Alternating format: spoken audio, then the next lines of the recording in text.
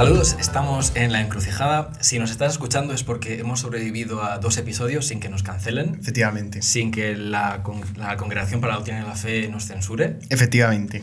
Y hoy, si todavía no la hemos liado, vamos a terminar de meternos un berenjenal porque vamos a hablar de Dios, de los dogmas, vamos a meternos en temas bastante peliagudos. Efectivamente, yo anoche tuve un sueño premonitorio. ¿Qué sueño tuviste? Que no me apetecía hacer este podcast. Vaya. Pero necesitas soñar eso para se saber. Ha cumplido. Necesitas soñar eso para saber. El pobre. Bueno, pero yo tengo la consolación de que si sale mal, la culpa será tuya porque tú eres el teólogo.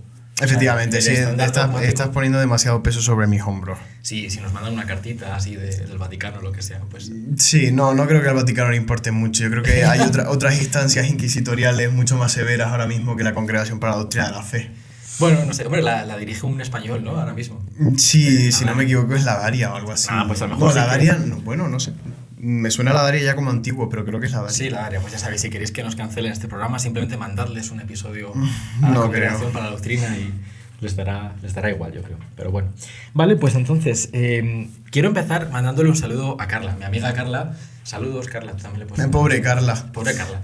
Carla es un poco el artífice de este episodio porque ella me ha pasado una serie de preguntas que me parecieron bastante adecuadas para uno de los primeros episodios que estamos haciendo. Entonces, bueno, simplemente explicar que Carla no es una persona creyente, o al menos no en la tradición cristiana o en lo que se propone desde el cristianismo. Y es una persona pues con bastante honestidad para las preguntas que hace. De hecho, son preguntas que yo también me hacía cuando no era creyente y por eso me parecen bastante fundamentales, ¿no? Y a veces podemos avanzar mucho si conseguimos clarificar ciertas dudas o confusiones, ¿no? Que puedan surgir. Entonces, yo sí que quiero explicar en primer lugar la validez de esta clase de preguntas, que cuando uno da respuestas intelectuales a dudas muy grandes sobre qué es Dios o qué son los dogmas de la Iglesia Católica, porque hay dogmas, etc., tampoco es que uno se vaya a convertir con eso, no es que sean pruebas conclusivas que definitivamente hagan que una persona pues, cambie completamente de su punto de vista, ¿no? Pero yo creo que hay legitimidad en personas de carácter más intelectual a lo mejor, pues como creo que Carla es y como a lo mejor soy también yo, que tiene que haber una serie de respuestas para satisfacer la sed intelectual, ¿no? de estas preguntas. No sé si entiendes un poco a lo que me estoy... Sí, creo que vivo entre Ravenclaws. Entre Ravenclaws. Ya, ¿tú eras más un Hufflepuff? No me importaría ser un Hufflepuff. Con todos nuestros respetos. Creo que están muy infravalorados, pero soy un Gryffindor de manual. De toda la vida. De manual. Pero bueno, que todos nuestros respetos a los Hufflepuff. Que me encantan los Hufflepuff. Casi todos mis mejores amigos son Hufflepuff. Ah, sí. De hecho, con los Ravenclaw tengo mis más y mis menos. Sí, o sea que yo... Sí, efectivamente. Efectivamente. Pues por eso yo creo que un Ravenclaw pues tiene derecho a hacerse ciertas preguntas. A ciertas preguntas. Sí. Y luego a lo mejor hay gente más Gryffindor o más Hufflepuff que le sirva no tanto... yo qué sé, pues una respuesta súper teológica doctrinal, ¿no? Sino algo un poco más, no sé, que le puede servir a un Gryffindor, algo más afectivo. Sí, bueno, nosotros a lo mejor no le damos tantas vueltas a las cosas, somos gente más de acción, más visceral, ¿sabes? Más de las entrañas. Quizá un modelo 1 del enneagrama. Sí. El enneagrama. Sí, el enneagrama, esa doctrina condenada por la Iglesia, vale, sin embargo es tan útil para hablar de las personalidades. Empezamos bien. Yo te quiero contar una anécdota que me mandó Carla. Esto no te lo he dicho, pero ella me estaba... Ya empezamos con las sorpresitas. Me estaba contando el contexto. Debo decir que las preguntas que vamos a discutir hoy las digo ya, ¿no? ¿O mantenemos el suspense? Bueno, podemos mantener el suspense y me las vas lanzando y así también las escucho yo también.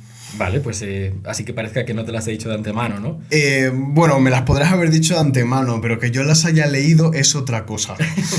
Qué interesante, ¿no? O sea, en lugar de fingir que realmente nos lo hemos preparado y no lo hemos No, es que quería darle un toque de naturalidad. Es al revés, lo hemos intentado preparar y no hemos conseguido. No.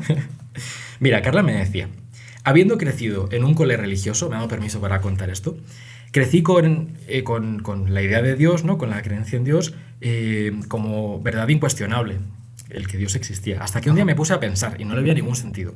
Tenía yo 10 u 11 años. Y que nada, que no me cabía en la cabeza, que no podía ser, no podía creérmelo. Y agobiada me fui a hablar con la directora de mi cole. No diríamos el nombre, como lo dice aquí.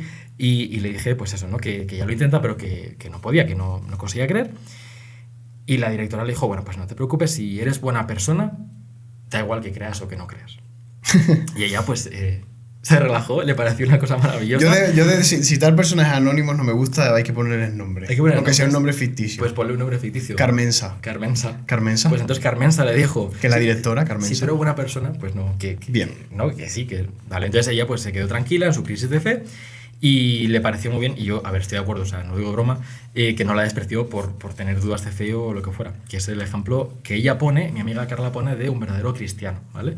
Yo te quiero preguntar, ahora mismo que acabas de empezar a dar clases de religión, Sí, efectivamente. sistema público, ¿qué harías tú si se te acercara un alumno y te dijera, a ver, si yo intento creer, yo, pues no sé, de pequeño sí que lo intento, o sea, no sé, tenía mi idea de que Dios Sí. existía, pero es que lo intento y no puedo, o sea, yo no le veo ningún sentido por ningún lado.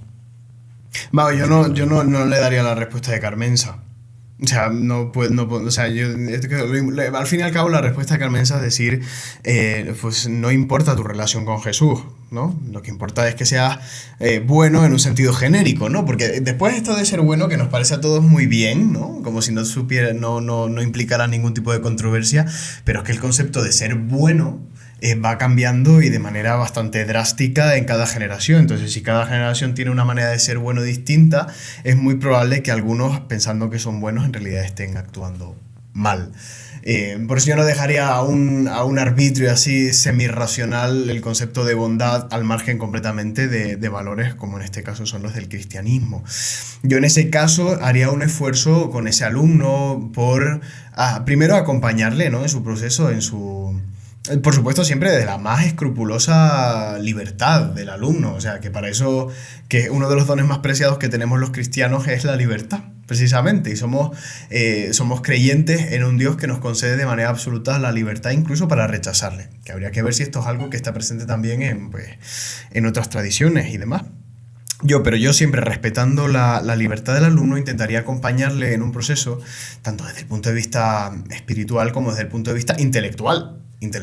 Yo creo que habría que acompañarle precisamente para que ese alumno descubriera la razonabilidad de los principios dogmáticos del cristianismo, ¿no? Y eso, bueno, es lo que yo he hecho todo el rato. O sea, siempre que alguien me viene con dudas de fe, a mí rápidamente se me activa el sensor teológico, ¿no? Intento como, bueno, venga, vamos a ver qué dudas tienes. La mayor parte de las veces son dudas que me conciernen a mí mismo, en primer lugar. ¿A qué te refieres? Quiero decir que si alguien me presenta una dudas clásicas, ¿no? Digo, si Dios es bueno, ¿por qué existe el mal? En primer lugar, es una duda que me interpela a mí mismo. Digo, ostras, es verdad. Joder, es que existe el mal. No he hecho esta pregunta. Es que esto, no, sí me la he hecho 1000 veces, pero cada vez que me la hago digo que esto es una faena. El mal es una faena para cualquier concepción teísta. Sobre todo los que creemos en un Dios personal, pues sí, pues una faena. O sea, no menosprecio la fuerza, la profundidad de las preguntas, aunque sea una de un alumno de 9 o 10 años, como era Carla, o de 11 años en el momento que se lo preguntó a Carmensa. No se puede menospreciar la pregunta del alumno. No se le puede decir, mira, da igual. Lo importante es que tú seas bueno. No se puede.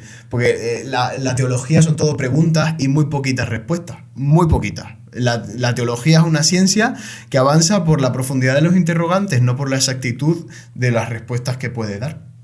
Vale, me viene perfecto que digas esto para lanzar ¡Qué bueno! de entrada a nuestra primera pregunta. ¿Ves que no hay que prepararse las cosas? Que cuanto menos te lo preparas, mejor sale. Pareciera que lo habías leído.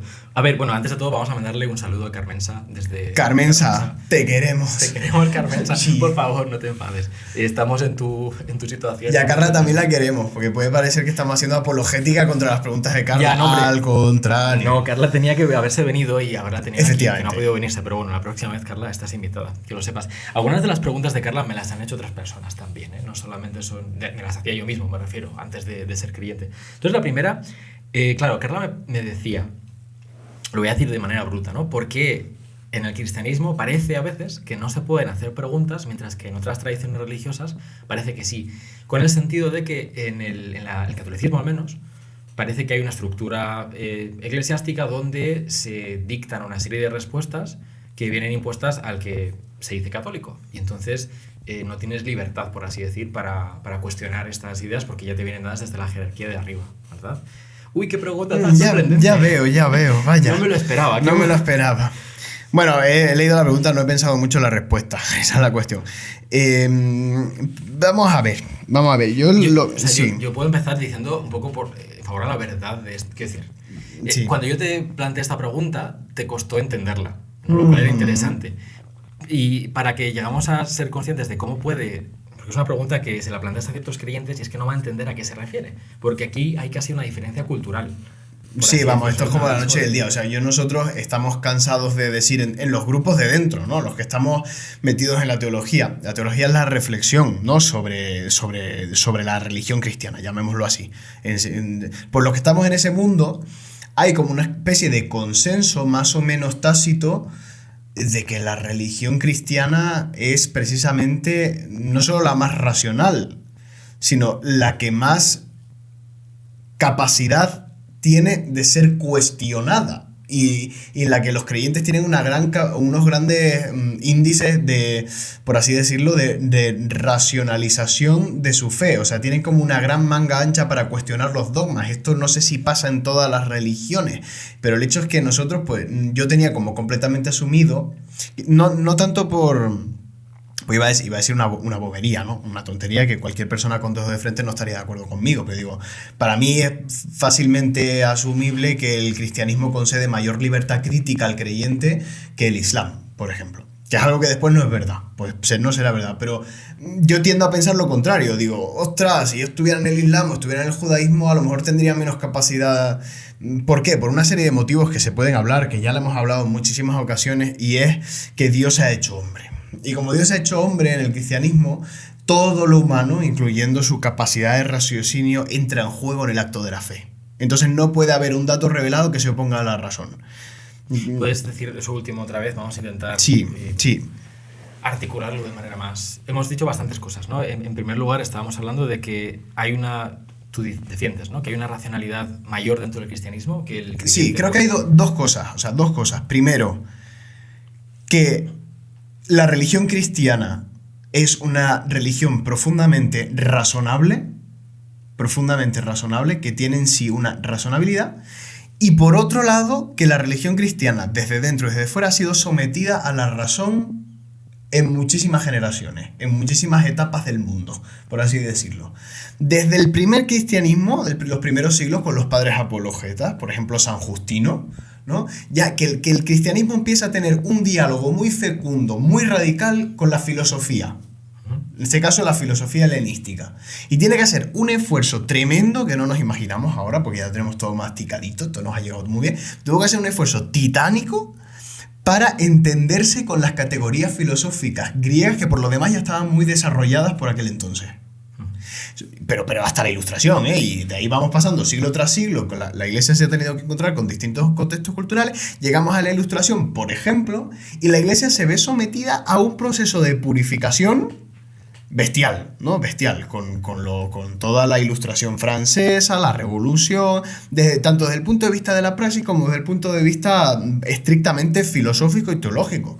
Pero es que si avanzamos hasta la modernidad, con el siglo XX, por ejemplo, pasando por Feuerbach, ¿no? Ese río de fuego, como su propio nombre indica, que tiene que purificar la fe, nos encontramos que hasta el mismísimo día de hoy, con el desarrollo fuerte, ¿no? De las ciencias empíricas, por ejemplo, con la teoría de la evolución de Darwin, con una serie de cosmovisiones más del tipo materialista, la Iglesia tiene que volver otra vez a pasar por el filtro de la razón crítica todo su aparato dogmático, y aún así ha resistido. A eso voy, que tanto desde dentro como desde fuera es la Iglesia Católica y no otras instituciones religiosas o tradicionales, es precisamente la Iglesia Católica la que se ha visto sometida a esa purificación. Por eso la pregunta me descolocó un poco, ¿no? Porque es como, ¿por qué el Islam o el judaísmo permite una mayor, no sé si era esa la pregunta, ¿no? Pero una mayor, da mayor carta de ciudadanía a la razón crítica de cada creyente y no la Iglesia Católica? Y digo, bueno, es que es casi al contrario, ¿no? La Iglesia Católica se ha visto sometida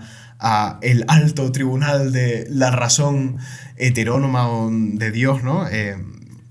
Muchas veces. Entonces, pues no sé. Yo desde luego descubro la razonabilidad en el cristianismo. O sea, que es una religión de Ravenclaw, estás diciendo. Una religión que ha tenido muchos Ravenclaw y que efectivamente Ravenclaw sigue... Bueno, realmente la gran pregunta, la gran pregunta que se está haciendo el espectador ahora es por qué no hemos hablado de Slytherin. Tú pregúntame lo que puedes preguntarme lo que quieras sobre Ilustración, sobre tal, pero la gente está pensando por qué hemos hecho este acto de omitir a los Slytherin, que están por lo demás muy infravalorados, pero no quiero abrir ese melón. Seguro, podemos abrir todos los, ya sabes que... No quiero abrir ese melón porque me parece muy injusto que lo único que la gente valore de Slytherin sean sus peinados. O sea, ¿habrá algo más? ¿No? Hombre, eso es envidia que tienes, ¿no? Por lo que decíamos el otro día de los Cayetanos. Efectivamente, sí, yo siempre he deseado tener un flequillo de Cayetano. ¿Tú crees que los Cayetanos realmente son Slytherin? No, hombre, por favor. O sea, estamos ya llevándolo a otro nivel, ¿no? Por favor, no, a ver, en los Cayetanos pues habrá de todo. No, yo no creo que haya una mayoría de Slytherin. Por un Cayetano en tu vida. Por un Cayetano en tu vida, por un Slytherin en tu vida que te puede salvar la trama completa de tu existencia. Te puedes salvar. Como Severus Snape, por ejemplo. Bueno, efectivamente. El personaje más excelso de Harry Potter fue Slytherin. ¿Y si hacemos el podcast sobre Harry Potter? Podemos darle un timonazo a esto, que es un tema que controla muchísimo mejor. Bueno, yo quiero responderle a Carla. De hecho, quiero romper una lanza no en la cabeza de Carla, sino en favor de lo que dice Carla, porque yo entiendo lo que quiere decir y quiero argumentar un poco en contra de lo que estás diciendo tú, ¿vale? Ajá. Sobre la racionalidad. Lo que Carla está pensando y lo que yo pensaba muchas veces es la noción de dogma, ¿vale? Es verdad que muchas veces da la impresión, e incluso hay verdad en esta impresión, de que la Iglesia es un poco como el Estado de 1984. Esto lo mencioné antes. Esta novela de George Orwell distópica, donde tienes un Estado totalitario. Inglaterra se ha convertido en un Estado totalitario, ¿no? Donde el partido gobernante, que lo lleva el Gran Hermano, una figura que nadie ha visto, dicta órdenes a los ciudadanos que cambian la propia verdad sobre lo que es la historia, ya no solamente sobre la constitución de la sociedad, sino sobre hechos pasados y futuros. De tal manera que si el Gran Hermano da una orden de que, por ejemplo, el nivel de vida de hace 10 años no era el que se ha registrado o se ha estudiado que era, sale una serie de órdenes del Ministerio de la Verdad, que es uno de los departamentos de este gobierno, que eliminan todos los documentos, todos los textos científicos habidos y por haber sobre estos datos que el Gran Hermano quiere cambiar, se destruyen, se vuelven a crear nuevos documentos que confirman eso, y todas las personas que son conscientes de que se ha cambiado el registro tienen que ejercer lo que se llama el doble pensar, que es la creación genial de Orwell, ¿no? Sobre un acto de... El partido me está diciendo que piense A, yo sé que B es verdad, pero da igual, voy a hacer un acto de voluntad para ir con lo que me está diciendo el partido. Ajá. Y muchas veces, a mí como ateo, esto lo digo verdaderamente en serio, ¿no? Te da la impresión de que la Iglesia funciona un poco así, que tienes una institución que es el Papa con su poder de infalibilidad, que puede dictar una serie de doctrinas que en ese momento pasan a ser como de obligatoria creencia para todos los católicos, y entonces da igual un poco que... Bueno, pues que lo que diga tenga contacto con sí, pero tú perdona, pero la infalibilidad está muy mal entendida. Me parece a mí, o sea, y de hecho, bueno, hay, como sabemos, porque esta es otra cosa que no se suele decir, pero también los dogmas en su formulación, no en la verdad a la que remiten, están profundamente sometidos a hermenéutica, a interpretación. Vale. Quiero decir, es su formulación, no la verdad a la que remiten, que se supone que es cierta, ¿no? Cuando decimos Jesucristo es Dios, pues bueno, es Dios, pero ahora vamos a ver cómo formulamos esto. ¿Cómo explicarías lo que es un dogma? Sí, no te importa que te corte. Un dogma, hay que partir de una cosa, y es que la realidad es dogmática. Es dogmática. Uno no puede elegir... ¿qué te puedo decir? Iba a decir alguna fórmula química, pero no, verdaderamente no me sé ninguna. Pero uno no tiene que elegir que nuestro cuerpo produzca melatonina o no. Pues ya está, pues la producirá o no la producirá, pero eso no depende de nuestra decisión. Uno no puede decidir que la Tierra, en vez del movimiento de rotación, haga otro tipo de movimiento. Dice, porque me apetece a mí, porque no estoy de acuerdo con que la Tierra haga movimiento de rotación. Pues mira, la realidad se te impone de forma dogmática. Y nadie puede acusar a la naturaleza de ser un tribunal inquisitorial. Es que ¿por qué los árboles crecen para arriba y no crecen para abajo? ¿No? Esa es la primera cosa. La primera cosa que hay realidades que no están sometidas al arbitrio de nuestras apetencias intelectuales. Esto es lo primero que si puedo coger, no te importa que te corte. Por supuesto. Desarrollar esta idea porque me parece interesante. Yo la analogía que quería proponer es un poco con cómo funcionan las propias ciencias. En el sentido en que todo sistema de pensamiento tiene unos primeros principios o partes de unos datos, literalmente algo que te viene dado, y a partir de esos datos sacas una serie de conclusiones. Sí. ¿Vale? Mi forma de entenderlo, dime qué te parece. A lo mejor piensas que es una analogía que no sirve, pero Mi impresión es que en el cristianismo tradicionalmente se parte de unos datos, hay unos datos también de los que se sacan conclusiones, y por tanto ese cuerpo de doctrina tiene que responder al dato. El dato en el cristianismo es la revelación, o sea, la idea de que Dios ha hablado y hay un texto sagrado que da testimonio de esa revelación, ¿no? Entonces, al igual que el científico tiene que recoger una serie de observaciones sobre un fenómeno natural a partir de las cuales saca conclusiones o crea una teoría, en el cristianismo esos primeros principios son, pues como digo, ¿no?, un texto. Entonces, claro, hay una diferencia de método. El científico obtiene datos sobre fenómenos que puede repetir, puede verificar, puede recrearlos en condiciones de laboratorio, mientras que el dato fundacional del cristianismo no es como el dato científico, en el sentido en que no se puede replicar. Tienes el texto que tienes y los métodos de estudio por los que procede la teología no son tan diferentes, de hecho son los mismos en los que se procede en historia, por ejemplo, en filosofía. Una parte de ellos, sí. Una parte de ellos donde el método es hermenéutico, que es la interpretación de textos que nos han derivado. Es diferente de... Por ejemplo, la interpretación de la Biblia a través del método histórico-crítico que ha sido asumido por la Iglesia. Quizá un poco tarde, pero ha sido asumido como un método propio de interpretación de la Escritura. Bueno, pero podemos defender que la filología nace en el contexto del cristianismo porque nace, y del judaísmo también, porque nace en el contexto del estudio de la Biblia en sus lenguas originales. Y entonces eso es lo que actúa como punto de partida y que controla un poco la discusión posterior. No es simplemente una especie de no sé, invención de la autoridad de la Iglesia, ¿no? Y eso me gustaría que quedara claro. Luego cabe preguntarse, bueno, ¿y por qué aceptar la autoridad de un texto sagrado, ¿no? Pero bueno, simplemente quería aclarar ese aspecto que has dicho. De todas maneras, hay una cosa que me gustaría decir que es como una confusión muy básica en la que yo mismo caí durante mucho tiempo hasta que me di cuenta de lo contrario. Es decir, los dogmas, desde el punto de vista teológico, ¿no?, desde el punto de vista católico, no son un límite al conocimiento. Se ha pensado muchas veces el dogma, y ese es el cariz que ha adquirido esa palabra en general, ¿no? Esto es dogmático, ¿no? Como dogmatista, como esto reprime mi libertad de pensamiento, y es justo lo contrario. O sea, si uno estudia un poco con detenimiento la historia de los dogmas, que es una disciplina teológica, ¿no? Historia del dogma. Hay muchos manuales, muchos tomos de esto. Uno se da cuenta de que cada vez que la Iglesia ha formulado una doctrina como dogmática, ha proclamado un dogma, en otras palabras, resulta que lo ha hecho para preservar la anchura de pensamiento, la anchura del misterio y la anchura de la vivencia de fe de los creyentes. Es decir, la dinámica suele ser la siguiente. Aquí hay un hereje que estrecha el misterio. Dice, no, el misterio es esto. Y lo encasilla en su propia cuadrícula mental, ¿no? Esto es como las categorías kantianas. ¡Pum! Las mete ahí en el espacio que queda libre de su cerebro. Y luego toda la demás comunidad eclesial dice, mira, creo que esto no es Dios. Lo has estrechado demasiado. Entonces se proclama una formulación dogmática para garantizar que el misterio siga siendo el misterio. A eso voy. Por ejemplo, si quieres te pongo un ejemplo. Sí. Luego te digo un par de cosas. Vale, el caso de Arrio es bastante claro. Arrio quiso delimitar el misterio de Dios dentro de las categorías del platonismo, o el neoplatonismo, o de Plotino. No sé, bueno, de toda la tradición esta de pensamiento filosófico helenístico. Y Arrio dijo, bueno, pues Jesucristo no puede ser Dios porque Dios no es solo uno, entonces vamos a identificarlo con el estadio intermedio, es una criatura intermedia que es la más excelsa de todas las criaturas, pero no llega a ser Dios porque Dios es un principio único e indivisible, incomunicable como tal. ¿Qué estaba haciendo Arrio en el fondo? Estaba restringiendo la hondura del misterio cristiano a un tipo determinado de filosofía. Un tipo determinado de filosofía que además tenía el signo ya de la caducidad. ¿Por qué? Porque los sistemas filosóficos van cambiando. Entonces, ¿qué hace la Iglesia? Primero, no es una persona que decide y dice, yo voy a decir lo que me salga de las narices y te lo voy a imponer, y si no lo respetas te llevo a la hoguera, que es generalmente la idea que se tiene de lo que la Iglesia hace cuando intenta formular un dogma.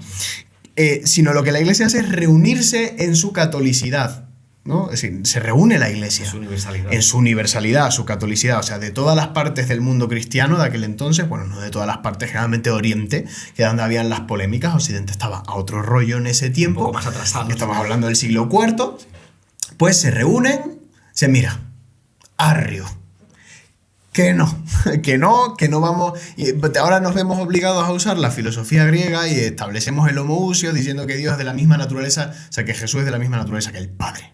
¿Para qué? Para que tú no restrinjas el sentido de lo que la Escritura está comunicando. O sea, a eso voy, esa es la dinámica del dogma. Es decir, mira, es más de lo que tú piensas.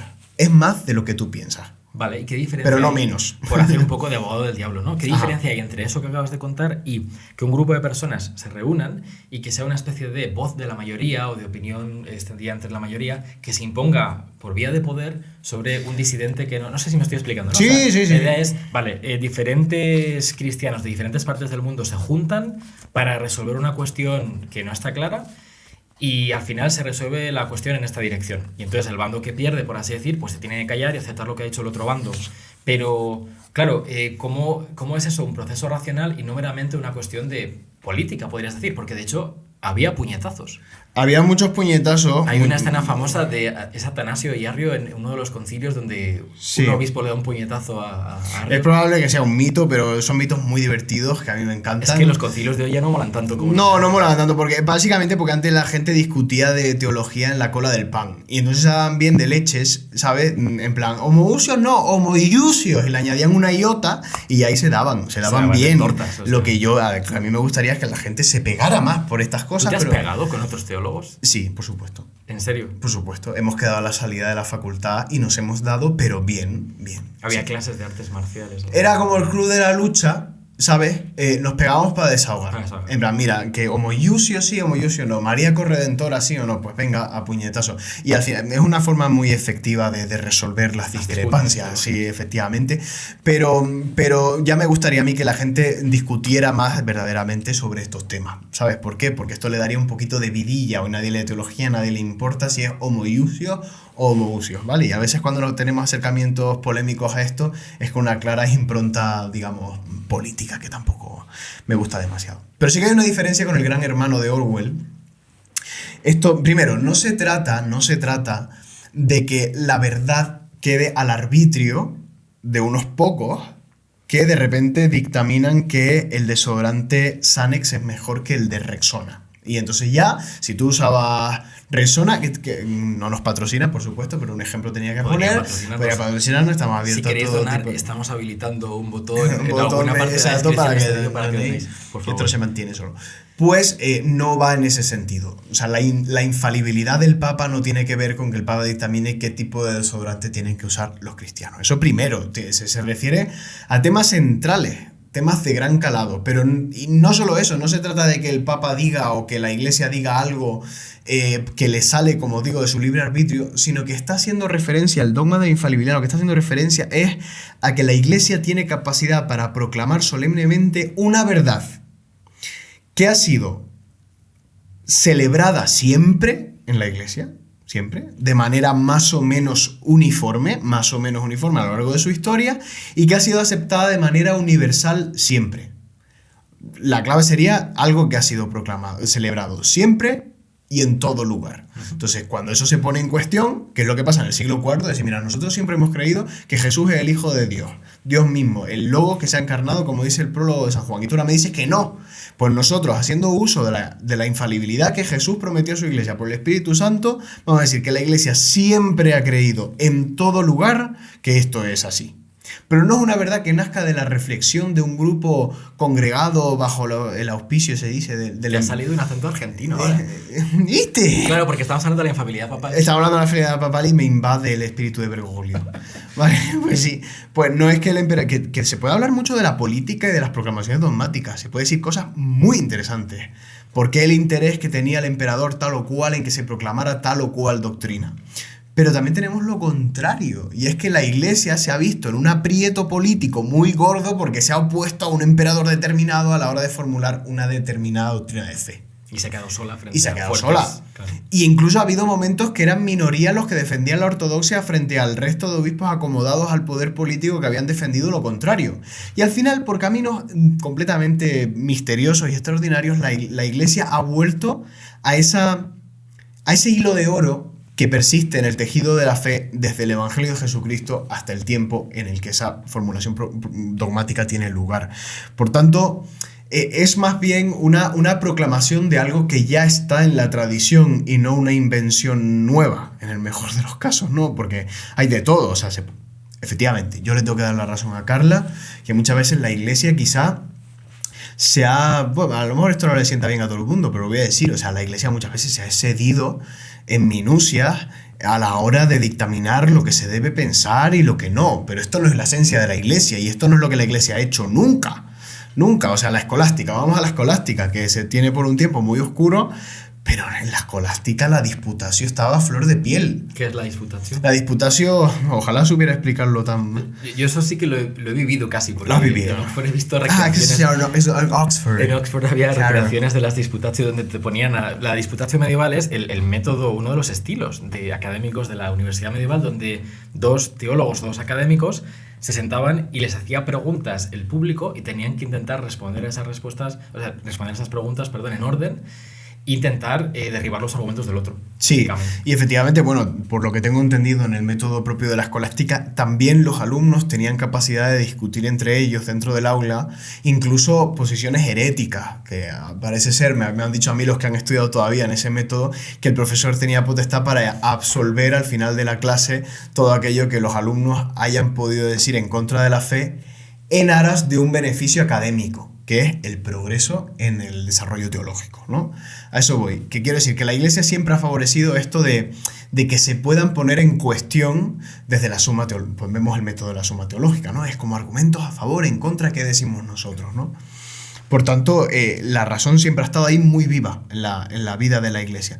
Digo que la Iglesia se ha cedido, pues sí, pues muchas veces es, pues mira, esto y lo otro. De todas maneras, que hay una cosa que tampoco se tiene en cuenta, pero no digo Carla, que no lo tenga en cuenta Carla me parece casi halagador para ella, o sea, que le importa, ¿no? Pero dentro de la Iglesia todavía hay muchos malentendidos y mucha ingenuidad, o sea, no puede ser que lo que el Papa diga en el avión viniendo de viaje después de 3 días de actividad, cansado y tal, tenga el mismo valor magisterial que lo que dijo el Concilio Lateranense. Pues mira, pues no tiene el mismo valor magisterial.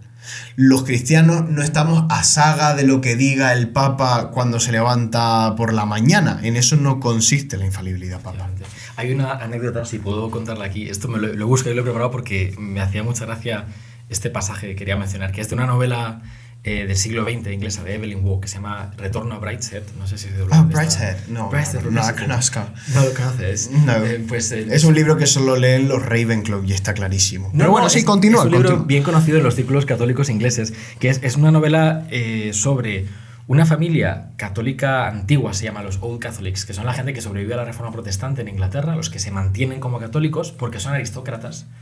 Y por una serie de privilegios y acuerdos con el rey de Inglaterra, pues desde el siglo XVI hasta el siglo XX consiguen evitar la persecución. Ajá. Y consiguen mantener su catolicismo, ¿vale? Entonces es la historia de Charles Ryder, que es un inglés estándar que va a Oxford y ahí conoce a Sebastian Flyte, que se convierte en su amigo, y Sebastian Flyte es miembro de esta familia, ¿no? Los Flyte, que es una familia de antiguos católicos. Y es una novela describiendo lo pintoresco del catolicismo inglés de esa época que ha heredado tantas tradiciones, ¿no? De tiempos no inmemoriales, pero de los principios de la Reforma. Uh-huh. Entonces hay una escena que es muy famosa y me hace mucha gracia, que es cuando hay un personaje que es un hombre de negocios, un businessman, que es una persona ambiciosa, pragmática, no tiene ningún principio, es una persona que está dispuesta a hacerlo todo con tal de conseguir sus propósitos. Y él se quiere casar con Julia, que es una de las miembros de esta familia de católicos. Entonces la matriarca de la familia, que es no sé cómo se llama, Lady Marchmaid. Rosemary, seguramente. Lady Marchmaid. Hoy va, nos hemos cargado. Ya roto esto. Hasta luego. El espíritu de Rosemary. Voy a aprovechar para... No, es que te voy a leer el pasaje. O sea, me lo he descargado para leértelo porque... Me encantan los momentos de círculo de lectores. Círculo de lectores. Sí, ¿no? Se puede leer cosas en un podcast. Por supuesto. Vale, bueno. Tú eres el presidente. Yo estoy aquí como invitado. Esto es la República Independiente de mi podcast y hago lo que quiero. Aunque repito que yo estoy aquí porque iba a buscar un vaso de leche a la nevera. En fin. Esto es un día muy largo en la vida de Abel, ¿no? Que no se acaba nunca. No se acaba nunca. El secuestro. ¿Sabes el gesto que tienes que hacer si te han secuestrado, ¿no? Para decírselo a los oyentes. ¿Hay alguna palabra clave? Hay un gesto que se hace, pero bueno, luego lo decimos. Entonces, vale, imagínate, ¿no? Este hombre de negocios que se quiere casar con Julia, esta mujer que es católica, ¿no? El hombre de negocios es protestante, pero realmente no tiene ninguna fe. Es una persona pragmática hasta el extremo. Y entonces él le da igual lo que tenga que profesar con tal de que él se pueda casar con esta mujer, ¿vale? Entonces, ¿qué hacen? Claro, le piden que se convierta al catolicismo para que se pueda celebrar el matrimonio.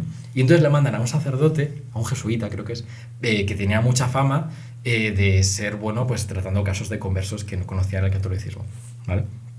Entonces voy a leer esta sección que la he buscado, que es, lo mandan a que le instruya el padre Mowbray, que es famoso por sus éxitos con catecúmenos obstinados.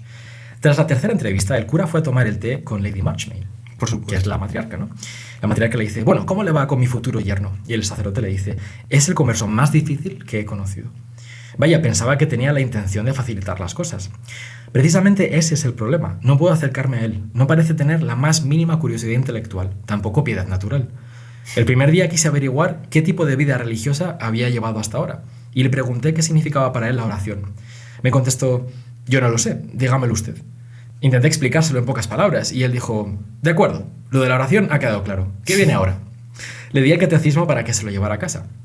Ayer le pregunté si nuestro Señor tenía más de una naturaleza. Me repuso, todas las que usted diga, padre. Y entonces le pregunté, suponga que el Papa mirara al cielo, viera una nube y dijera, va a llover.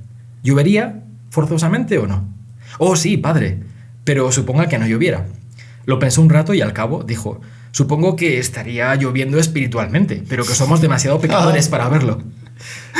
Lady Marchmain, su caso no corresponde a ningún grado de paganismo conocido por los misioneros. Es un ejemplo de la sátira. Me hace mucha gracia la sátira de cierto catolicismo. Yo defendía un poco la verdad de este estereotipo porque es verdad. O sea, hay gente que se piensa que si el Papa dice, y esto es una broma que se hace en Inglaterra, ¿no? Si el Papa dice que va a llover mañana, pero no llueve, pues es que está lloviendo espiritualmente, pero somos demasiado pecadores para verlo. Efectivamente. Entonces, Efectivamente, sí. vamos a hacer una recapitulación un poco de todo lo que hemos hecho, ¿vale? Hasta ahora, para aclarar las cosas. En primer lugar, yo el primer punto que quiero que quede claro es que el cristianismo tiene unas fuentes que controlan o que determinan un poco qué conclusiones se pueden sacar. Esto no es meramente lo que nos inventamos, sino que hay una serie de principios a partir de los cuales se discurre en teología. Más o menos. Sí, y decir, bueno, apurar, que no lo hemos... Pero es que el principio máximo es Jesucristo. Que solo Jesucristo para los cristianos parece digno de fe, ¿no?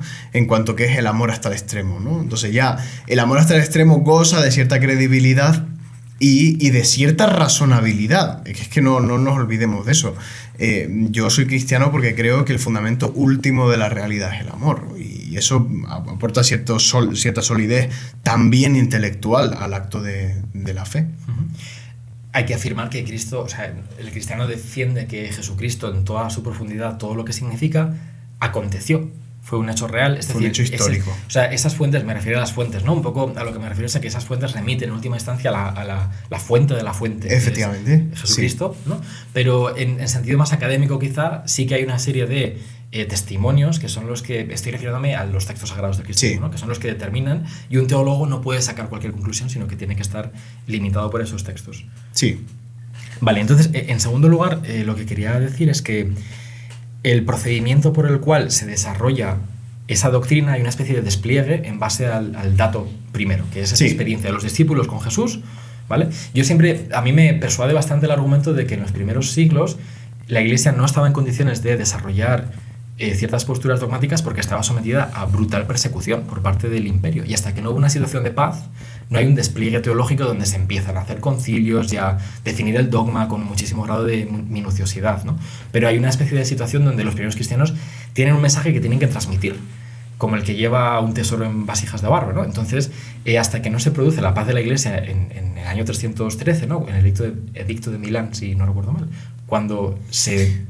Está el edicto de Tesalónica, el edicto de Milán, y no sé exactamente cuál es la diferencia porque llevo mucho tiempo sin leerlo. Bueno, cuando hay una conversión al cristianismo por parte del emperador y entonces se separa supuestamente. Pero hay una especie de cese de la persecución, y lo que sí que vemos es que el florecimiento del pensamiento teológico empieza cuando la Iglesia tiene cierta paz. Sí, con la paz de Constantino, que se llama. ¿Sí? Eso es que ya cuando los herejes empiezan a tener su tiempo libre. Vale, entonces, pero volvamos a la cuestión de los herejes en tercer lugar, ¿no? Que es el cómo se desarrolla este pensamiento teológico. Hemos dicho que es un pensamiento intersubjetivo, que dirían los filósofos, ¿no? Que es una comunidad de personas recibiendo esta experiencia de Jesús o este dato transmitido de Jesús, y donde cada uno en su propia experiencia llega a una serie de conclusiones a partir de ese dato, de vivirlo en su propia vida. Hay un número limitado de posibles formas de interpretar ese dato original, y entonces en ese juego de diferentes experiencias y vivencias se forja el reconocimiento de cuál es ese dato original al que hay que ser fiel, ¿no? Y a partir de ahí se crea una red de cristianos en todo el mundo, en todo el Mediterráneo en ese momento, ¿no? Que se juntan para ponerse de acuerdo sobre puntos de doctrina que van surgiendo, porque no siempre hay acuerdos. Y no siempre el que está en el bando enemigo es un hereje. Muchas veces hay personas que son perfectamente ortodoxas, pero que tienen que aceptar posturas que son erróneas, que no son las que comparte la mayoría del cristianismo de ese momento. Quizá porque se les ha predicado mal o lo que sea, pero desde luego, yo cuando tú dices todo lo que estás diciendo, yo creo una cosa que puede ser interesante para Carla, y es que... Carla, te queremos. Carla, te queremos. El cristianismo admite dentro de sí una gran diversidad en muchos sentidos, ¿no? Ya desde la propia diversidad de cultos, ¿no? De ritos, por así decirlo, pues el rito maronita y el rito católico, el latino, perdón, siguen subsistiendo dentro de la Iglesia Católica, por poner solo un ejemplo, ¿no? Pero que hay una gran diversidad en la genética del cristianismo, que no está reñida con la ortodoxia. O sea, se puede ser ortodoxo de una manera o de otra, ¿no? En las primeras comunidades cristianas subsistían, pues, la iglesia petrina con la iglesia paulina, la iglesia de Santiago, las iglesias joánicas, que eran 4 iglesias que de por sí tenían perspectivas, intereses, espiritualidades y cultos muy distintos entre sí. Y hasta que no había una controversia de gran calado en esas iglesias, que por cierto la mayor parte por motivos históricos desaparecieron, no se convocaba pues un concilio. Fíjate qué diferencia también con el Gran Hermano de Orwell, ¿no? El tema del concilio, que en la Iglesia siempre ha gozado de un protagonismo total, el concilio. ¿Qué es un concilio? Un concilio es que todas las sensibilidades de la Iglesia queden igualmente representadas en una asamblea por la cual todo el mundo tiene posibilidad de decir cuál es su comprensión, su perspectiva de la fe. Y en ese concilio, que es un acto espiritual, que es un acto orante, por el cual todos, en el mejor de los casos, inundados de caridad cristiana, se dirigen a un mismo Dios, para que Dios hable en medio de ellos cuál es la verdad. Eso en el mejor de los casos, ¿no? Y se reúnen en un concilio. O sea, ¿qué hizo la primera comunidad cristiana cuando surgió el problema de, oye, ¿qué hacemos con los paganos? Porque ahí resulta que hay griegos que se quieren convertir a esta, entre comillas, rama del judaísmo que eran en un comienzo, ¿no? Y entonces, pues, Pablo decía que había que admitirlo sin que hacerles pasar por el judaísmo de la circuncisión, o sea, sin tener que circuncidarse, y la iglesia de Santiago decía que, oye, pero ¿cómo no van a ser judíos si la ley se dio a los judíos y Jesucristo fue judío? Había un problema real, había un problema de gran calado que tuvieron que resolver en ese momento. ¿Y cómo lo resolvieron? Con un concilio, llamémoslo así, el concilio de Jerusalén. Ya poquito tiempo después de que muriera Jesucristo. Primero, ¿eso qué fue? Bueno, no se sabe la fecha porque... No, hombre, por supuesto, pues mientras los discípulos de Jesucristo, la primera generación cristiana estaba viva. Estamos hablando de la iglesia de los Hechos de los Apóstoles, así que tú te imaginas. Pero no era que Pedro se levantó un día por la mañana y dijo que no tenéis que pasar por este proceso tan doloroso de la circuncisión, porque la verdad que esto está muy mal, es muy sangriento, no me gusta, y al final a ver dónde ponemos todo lo que sobra. Pues no, sino que hay unos métodos eclesiales, por así decirlo, que salvaguardan mucho mejor algo parecido ya. Digamos, no exactamente, no, pero podemos decir que hay un cierto olor democrático en todo esto. No es una democracia, sí. No es una democracia, no es sufragio universal, no va por ahí. Claro. Pero sí que hay un cierto olor democrático que la Iglesia entendió perfectamente, y recordemos que la democracia como tal es algo que en el occidente que conocemos se desarrolla sobre todo en la vida monástica, en la vida de los monjes católicos que están por ahí perdidillos. Sí, hemos sacado muchos temas ahí. Hombre, el tema de la democracia, al menos en sentido moderno, en sentido rousseauiano, ¿no? Jean-Jacques Rousseau, que es Jean-Jacques Rousseau, y vamos a hacer... Podemos seguir en francés, con el acento francés, que habla de la voluntad popular, etcétera, y ahí sí que hay un concepto son un agregado de voluntades independientes, y sí que eso es un poco más 1984, precisamente en el sentido de que es mi voluntad contra la tuya, y hay un proceso de voto cuantitativo para ver quién prevalece, ¿no? Y el último punto que quería aclarar es la cuestión de los dogmas y la infalibilidad papal, simplemente para que quede bien claro, ¿no? En primer lugar, los dogmas, hemos dicho, es un límite que se pone a ciertas posturas, no porque hay un deseo de controlar cierta definición. Ahora entraremos en eso en la segunda pregunta de Carla, creo yo, pero el dogma es una respuesta a un intento por empobrecer precisamente esa comprensión de la fuente original, ¿vale? Y el dogma significa simplemente una articulación lingüística de una doctrina que se presenta como fórmula. Sí, y con una gran dimensión celebrativa, no olvidemos. Que eso conecta con lo de la infabilidad, que dejamos de lado la idea de que la infabilidad papal es que el Papa se levanta y dice mañana va a llover, etcétera, sino que es un acto público de proclamación casi de carácter jurídico, ¿no? De que una fórmula concreta representa lo que ha creído. La Iglesia ha creído. Claro, o sea, efectivamente no es igual la comprensión que hoy tenemos de la infalibilidad papal que la que tenían a lo mejor en el siglo XIX. Pues no es igual. ¿Por qué? Porque la formulación de los dogmas es susceptible de un desarrollo posterior. Pero esto es que si no caemos en el fundamentalismo más ácido, más opaco, o sea, el fundamentalismo que dice que una fórmula puede agotar el misterio de Dios.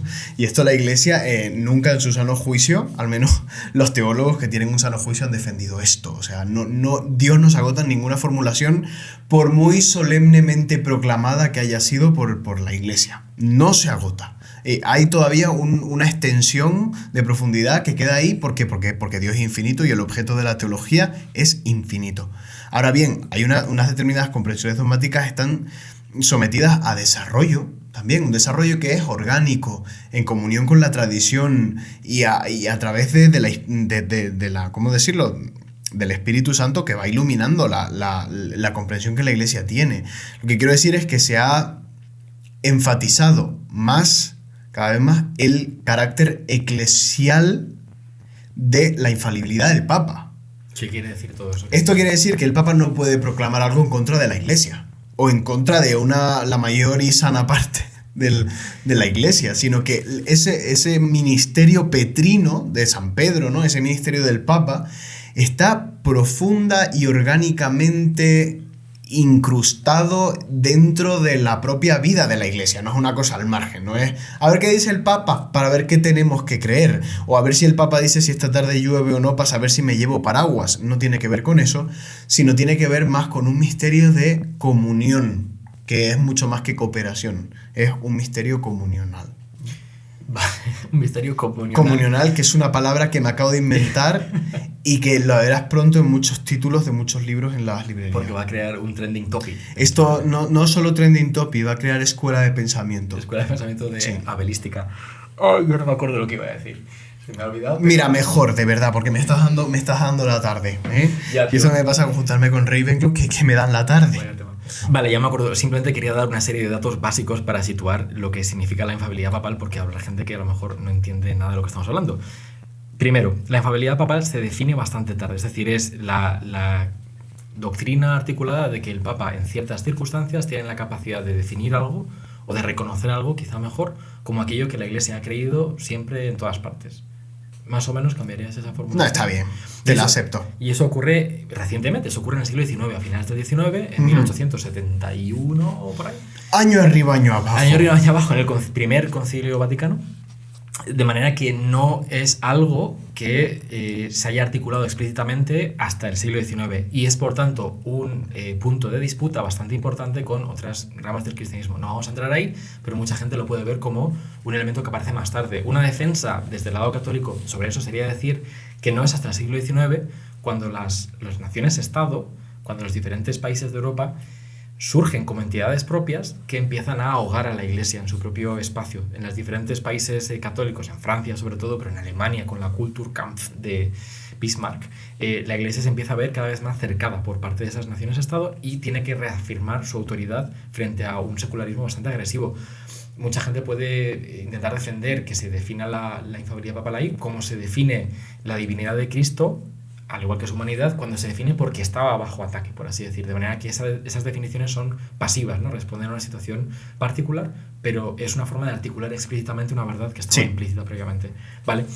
Yo, sin embargo, te quería preguntar, ¿tú crees que es posible que haya habido como consecuencia de la definición explícita, la articulación explícita de la infabilidad papal, una hipertrofia del oficio del Papa? Es decir, que hoy en día al católico inmediatamente se le identifique como el que dice lo que dice, o sea, el que sigue lo que dice el Papa. Hombre, está claro que el magisterio del Papa siempre fue determinante en la Iglesia. O sea, uno lee la historia, por ejemplo, de los concilios y da a uno la sensación que, a pesar de que el Papa no participaba de manera activa, en la celebración de un concilio, que por supuesto estaba presidido durante muchos siglos, ¿no?, por el emperador y no por el papa, como uno podría pensar con cierto anacronismo, siempre fue, decir siempre en temas históricos, pues no, a ver, siempre habrá un oyente que me dirá, pues no, pero quiero decir, al menos lo que yo he estudiado, sí que es verdad que los legados pontificios que participaban en el concilio tenían una palabra muy notoria y algo no se consideraba católico o universal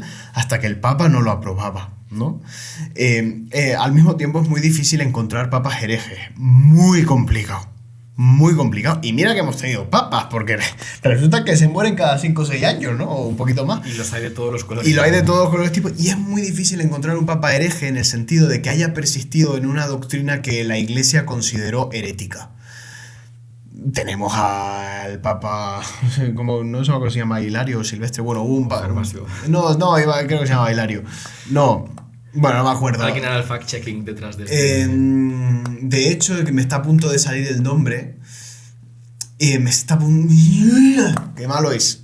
¿Qué malo es? Lo busco, venga, vamos a buscarlo. Sí, pon papa hereje. A ver si no te sale el Papa Francisco en los primeros 250 páginas de Google. Esto es como país. Honorio, se llamaba Honorio. No lo busques porque se llamaba Honorio. El Papa Honorio me hizo una metedura de pata terrible. Una metedura de pata que dijo, bueno, no sé qué. Bueno, un papa bastante para dejar en el olvido. Y no creo que fuera yo por pertinacia, ¿cómo se dice? Pertineza. No, pertinacia. Vamos, que no fue pertinaz. Hoy hemos creado comunal y pertinacia. Yo siempre estoy inventando palabras porque sí, porque el lenguaje... Porque eres creativo. Porque soy libre. Por ser cristiano soy libre, me invento las palabras. Entonces el Papa Honorio pues metió la pata. Juan XXII, el Papa verdadero, no el Juan XXII antipapa, bueno, ha habido como varios, también metió la pata. Ese se arrepintió antes de morir, por tanto no puede conseguir hereje, pero muy pocos ejemplos de papas herejes. Eso a los cristianos nos da un poquito de... Respiramos, Dios. Vale, venga, no se han equivocado mucho los papas, ¿no? Ahora cuando más la gente diciendo que el Papa Francisco es hereje y tal, desde mi punto de vista, sin fundamento. Sin fundamento, porque bueno, iba a decir alguna cosa sobre los herejes en favor de ellos, pero mira, no lo voy a decir. Hablaremos algún día de los herejes, que son gente muy interesante, muy, muy entretenida.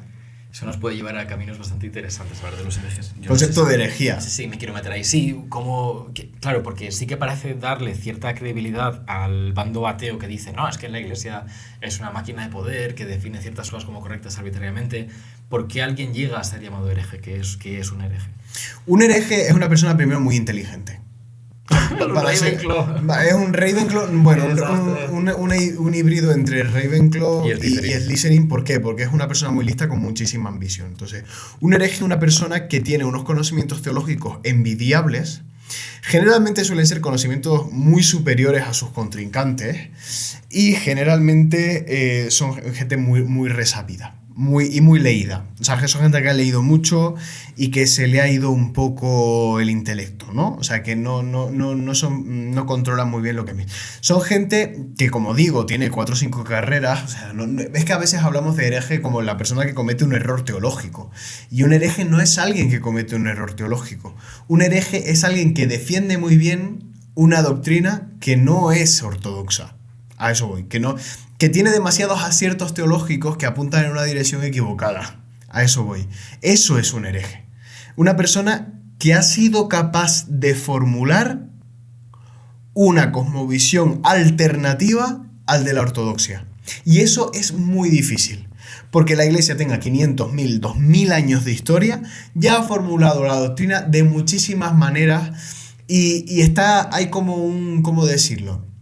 Es muy difícil inventar algo nuevo. Esto pasa como en todo, como en el arte, pasa como en la escritura y pasa como en el cine. Es muy difícil inventar algo nuevo. Pero el hereje de por sí, por definición, es alguien que inventa algo nuevo y te ofrece una respuesta a los interrogantes del tiempo presente que está muy bien construida. Eso es un hereje. Pero además tiene que tener ciertas particularidades. Y una de ellas, la más importante, es que es pertinaz. O como se diga eso. Es una persona... Obstinado. Que defiende obstinadamente su propia cosmovisión. Bueno, pero eso, por ejemplo, San Atanasio, que es famoso por haberse quedado en el bando ortodoxo, pero haberse quedado solo contra un bando arriano, no sí. ortodoxo, él defendió de manera pertinaz y obstinada lo que él creía que era la ortodoxia y Sí. al final eso resultó ser. Atanasio fue desterrado 5 veces, Sí, ¿no? le Y siguió bastante. defendiendo. ¿Cuál es la particularidad que nos permite distinguir a Atanasio de un hereje? Y es que, con un sentido dilativo, si se quiere, al estilo de Newman, uno puede oler que lo que defendía Atanasio estaba en comunión con lo que estaba antes y con lo que vino después. O sea, Atanasio es una pieza dentro de la continuidad de la tradición con mayúsculas de la Iglesia.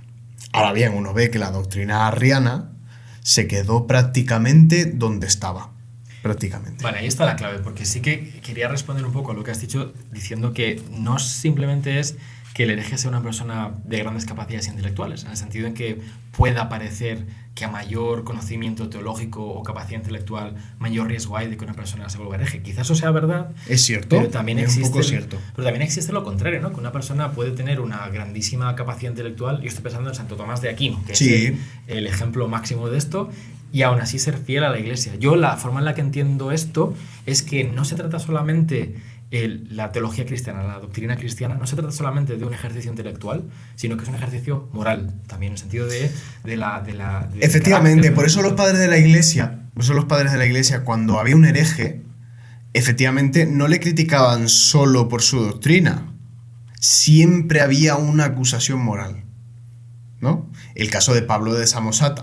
O sea, yo he leído comentarios sobre la vida moral de Pablo de Samosata, de los contemporáneos, que lo ponían de vuelta y media. Decía, es que él ha quitado a Cristo del trono de la celebración para sentarse él, y tiene sus concubinas, y tiene muy poca varonilidad, y se mete con todas las dimensiones de su vida, porque para el padre de la Iglesia en el tiempo antiguo no era comprensible una heterodoxia sin una heteropraxis. Es decir, el hereje es un pecador, un corrupto, un soberbio, una persona malvada, perversa y pervertida. Eso es un hereje para... ¿Por qué? Porque no había esa diferencia que hacemos nosotros ahora entre logos y pazos, ¿no? Entre el pensamiento y la vida de una persona. No se comprendía eso. Eso viene un poco también, supongo que con la ilustración y el racionalismo y tal. Sí, y hay un cierto prejuicio de que el hereje es un pecador, ¿no? Eso ya hoy no lo vemos de la misma forma, quizá. Muchos sí, pero hay que tenerlo en cuenta. Vale, no sé qué decirte. Bueno, nos queda otras 2 preguntas más que Carla había hecho, pero llevamos bastante... Esto suena como que habría que hacer una segunda parte. Una segunda parte. Yo creo que si alguien ha aguantado esta hora de podcast, pues le invitamos a que siga... Ya tendrá que ser un paseo del perro largo, ¿sabes? Si alguien nos escucha paseando al perro, O que una caminata le da tiempo de irse de aquí para irse a a trabajar Vallecas y volver. con la bici Sí. por las mañanas. Bueno, esperemos que no les haya aburrido demasiado. Quizá les ha sonado un poco a chino algunas de las cosas que hemos dicho. Pero bueno, se puede Sí, hacer. pero mira, Le das al pause y vuelves para atrás. pero tenemos tanto salero, Sí, no, hoy hemos estado muy finos con eso, ¿eh? muy sembrado. Sí, porque las horas que son, es que a la hora de la siesta no se pueden hacer podcasts. De verdad, Sí, si es que en fin. No se puede ser. Las preguntas que nos quedan, ¿vale? Por parte de Carla, que me parecían muy interesantes, son... Ella me decía, bueno, una persona puede tener cierta creencia en Dios, pero parece que cuando te haces católico viene un pack con todo ello. Es decir, no solamente es creer en Dios, sino es creer en la Trinidad, que Jesús era Dios y era hombre, creer en ciertas propiedades sobre María como Madre de Jesús, creer en la veneración de los santos, o sea, creer en una serie de cosas que no se siguen de manera muy clara o obvia de esa especie de primer elemento, que es el de creer que Dios existe. Y la tercera pregunta que me ha hecho Carla y me ha hecho mucha gente muchas veces es la de decir... Vale, pero ¿y qué es Dios? O sea, ¿cómo definirías tú? Y tú pretendías de responder eso ahora, ¿no? Yo creo en el que momento sería de la siesta. fácil en una... Sí, es que de verdad. Hacemos una especie de spoiler, ¿no? Sobre la... Esas cosas se hablan de noche o algo. Yo tengo curiosidad, ¿qué dirías tú que es Dios? ¿Qué crees que es Dios? Por favor, Bueno, no me vas a preguntar ahora. Tendríamos Dios. Tendríamos que haber puesto un eregiómetro en este podcast. Eregiómetro que muchas veces ha estado en su pico más alto. En todo lo que hemos dicho en este podcast, porque Sí, nos podemos... Sí, Dios es la supraesencia, decía pseudo Dionisio Areopagita. Uf, Venga. si alguien queda despierto... ¿Querías que te dijera algo? Toma. Que se vaya a dormir. Hombre, hay gente que Toma se pone esa. podcast para dormir, ¿no? También. Sí, efectivamente, y este habrá cumplido su función. Es mucho mejor que la melatonina en rama. Sí, esto te va a dejar... Que una, ¿Has probado melatonina en rama? que una tortilla de melatonina. ¿Para qué? Teniendo la encrucijada No podcast. te preocupes, escúchate estos podcasts tan Venga. interesantes y divertidos. Melatonina, ya sabes, para el título de este episodio. Las preguntas sobre el cristianismo y la melatonina en rama. Todas esas preguntas que querías saber sobre el cristianismo. Ala, ¿Qué te habías yo voto que preguntado? sí. Venga, buenas noches. Esa es tu manera de acabar. No puede acabar así. ¿Cómo crees que Vete no? pensando una forma de acabar los podcasts. Sí, yo pensaba un corte así en plan impresionista, ¿no? De... Buenas noches y buena suerte. Nos vemos mañana aquí en La Encrucijada, donde habrá más, pero no mejor, porque es imposible. Bueno, no. Quizá eso no. Nos vemos en otro episodio desde los estudios de Fuencarral. Querido No lo oyente detenes. o querida oyenta, gracias por seguir este podcast tan erudito y te citamos a nuestro próximo cordial encuentro. Sí, no. Yo acabaría como que no ¿Cuál quiere la propones cosa. tú? Como una canción de Rosalía. ¿Vale? Como vaya terminando. ¿Qué canción? Cualquiera, porque todas van terminando como Dios le ayuda. ¿A qué te refieres? Que nunca ha terminado. O sea, que las canciones terminan pues, con un ole. Con un audio, podríamos poner un audio de alguien. La próxima vez le pido a Carla que me mande un audio y lo ponemos aquí en directo. Pero con el diminuendo. O sea, como va hablando y vamos bajando el volumen hasta que termina. Porque Ulises, yo no entiendo por qué Dios...